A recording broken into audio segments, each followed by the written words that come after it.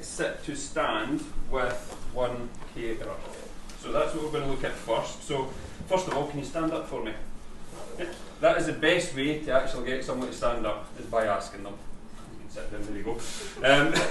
We want to try and encourage independence, so we're going to try and keep that as much as possible. So even if you've asked them, they can stand, that's great, or you may need to talk them through. So if you come forward in the seat for me, that's great. Keep your hands on the armrest, and as you're standing, push up with your arms, and then straighten your legs for me, and straighten your back, there you go.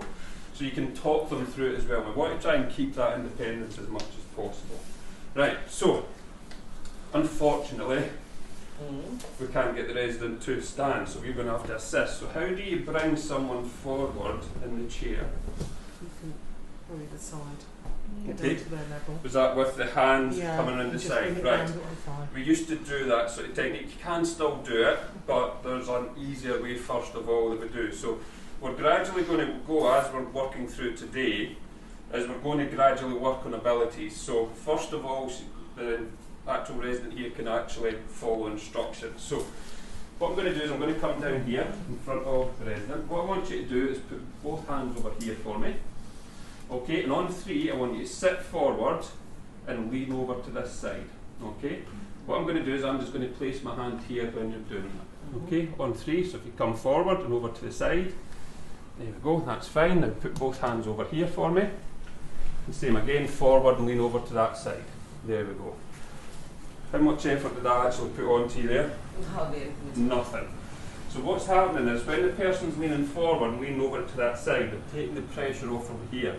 So when you're sliding this hand gently on the knee here forward, it's just sliding. There's less actual part of the leg and buttocks actually touching the actual chair, so that we can get them forward easily. If you sit back for me.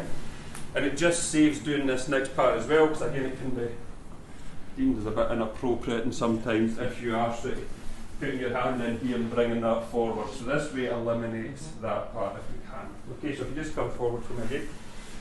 So from here, you have got 2 options depending on the ability of the actual resident. If the resident can still push here and push up from the arms, we get this. Yes, stay down for me, thank you.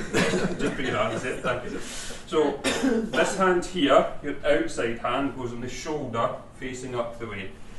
This hand comes over and on the opposite hip.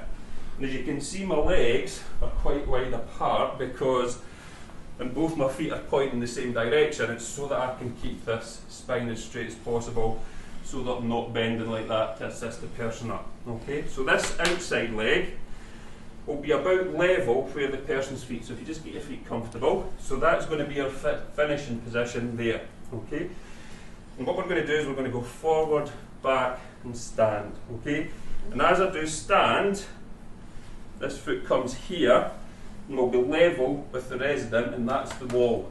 So you've got the person secure. So are we ready? Forward, back, and stand to here. Now as you can see, I've become the wall.